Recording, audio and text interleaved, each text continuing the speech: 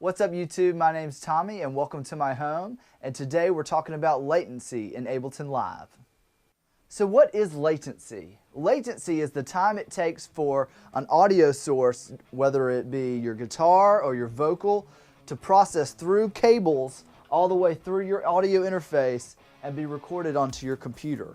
So that takes time. So I found the best way to reduce your latency is to lower your buffer size in Ableton Live. And let's check out how to do that. So let's take a look on how to lower your buffer size. First off, you're going to go into Ableton Live and you're going to click Command comma on the keyboard, and that'll open up your preferences. And then right here on the audio tab, see there's different tabs on the side right here. You click on the audio tab, and right here under buffer size, see I have a buffer size set of 64 samples. Now that's a really low buffer size. For instance, like you typically want to be recording at a buffer size of 128 or 64 is what I found. The human ear can't pick up on that when you're monitoring and recording at the same time. But if you're at a buffer size of, say, let's do an extreme, let's say 1024, which I never go up to, but watch what happens when it takes some time to load at first. Watch what happens when I strike the guitar and then listen to it coming out of the monitors.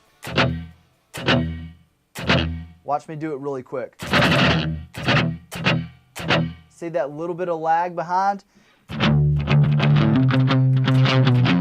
It feels like, have you ever had a dream where you've been running and you can't run fast enough, but you're trying to run as fast as you can, but you don't feel like your legs are moving? That's kind of how it feels. Is you strike a note, but the sound doesn't take place, and that's because the buffer size is so high that it creates a larger amount of latency because it's using less time to process the signal coming in. So typically people, if you're mixing or something like that, people usually do a buffer size of 512 or 256.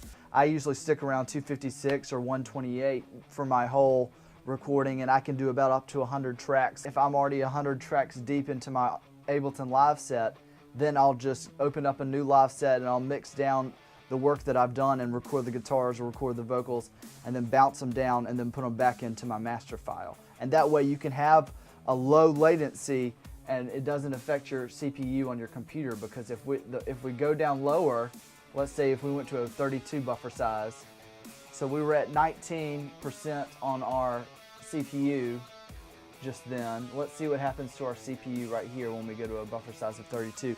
So the lower the buffer size, the faster your computer has to work. And if you lower it too much, you're going to get some pops or clicks. So let's see if we have any pops or clicks. See, we're already hitting about 40%, and I bet if we strum right now, we're going to get some pops and clicks. Ugh, it sounds horrible. So it's kind of like a battle between your CPU and your recording. So there's also a great way to test if your buffer size is too low is with the test tone. So right here you just click tone.